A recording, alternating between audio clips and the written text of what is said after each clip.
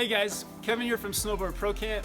In this video, I'm going to show you everything you need to know for renting your first snowboard.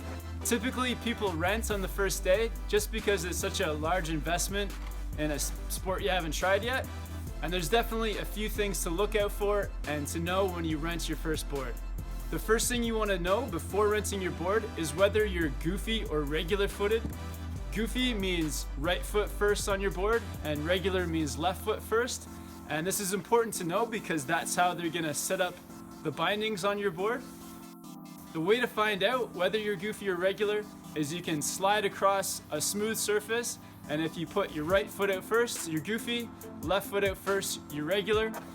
Then when you go to rent your board, you can tell them that you're goofy footed and they'll set your board up so that your left foot or your back foot will be more towards the tail of your board. With a smaller tail, it's easier to turn your board and make those first turns. If you're regular footed, they'll set your board up so that your back foot or your right foot will be closer to the tail of your board, which again is just easier to make those turns. If you feel like you're gonna pick up snowboarding quick and you wanna get into doing tricks and riding switch, then you can get a centered stance where you have an equal amount of space on your nose and your tail.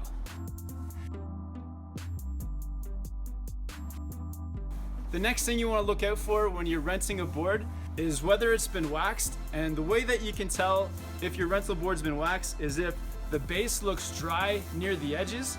That's typically where the base of your board is the driest. And then just look anywhere else to see if the base of the board looks dry. If the base is really dry, you can ask them, when was the last time this board was waxed? From my experience of working at resorts, they're usually pretty good at keeping all the rental boards waxed, but there is the chance of you getting one that's kind of slipped through. So just double check, make sure it's waxed. Sometimes it doesn't matter if you have a waxed board or not, depending on the snow conditions. But if there's any fresh snow at all, then you definitely want to have a good waxed base so that your board can slide nice and smooth when you're learning. The next thing you want to check on your rental board is your high back. And your high back is what you lean against to activate your heel edge. And this is really important when you're first learning because one of the first things you learn is how to stop on your heels. The high backs on your bindings are adjustable, so they go from a 0 to about a 6. And this is really important because it is definitely harder to learn to stop on your heels with your high backs at 0. You don't really have that same response from your board with your high back set all the way at 0. What I do with my students is first thing, get them to check their high backs and make sure that it's set to at least a 4, and then you're gonna have some responsiveness when you go to make those first heel stops and heel turns, and it just makes learning that a lot easier.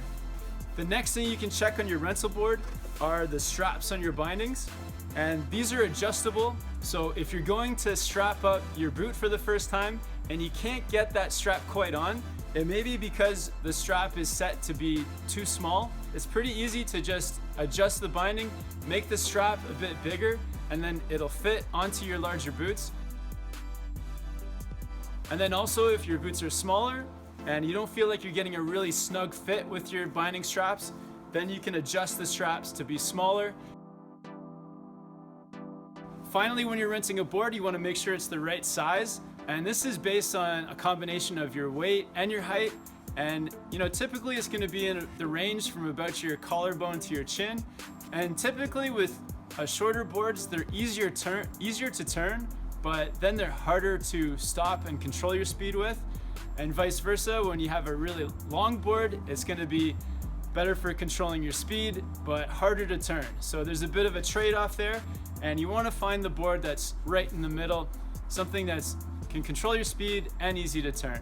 And finally guys, if there's something that you need adjusting on your board and you don't want to do it yourself, it's probably the best idea just to get the rental technician person to adjust it for you.